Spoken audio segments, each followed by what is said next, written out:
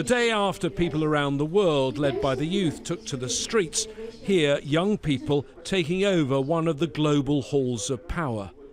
This is the UN Youth Summit, but the most powerful person was not here to speak. UN Secretary-General Antonio Guterres was billed as the keynote listener, and these are among the speeches he heard.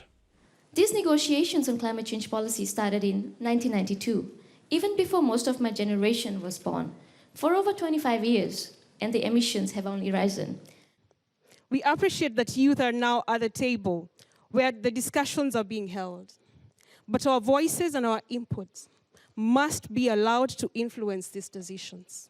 Yesterday, millions of people across the globe marched and demanded real climate action, especially young people. We showed that we are united and that we, young people, are unstoppable. The UN is hoping to leverage the people power we've seen in recent days, led by the youth and Greta Thunberg, ahead of a climate summit of world leaders on Monday. Among those who'll be there at the launch, Chancellor Merkel of Germany, President Macron of France, and Prime Minister Modi of India. But what about the two biggest emitters? Well, China will be represented by its State Councillor and Foreign Minister Wang Yi.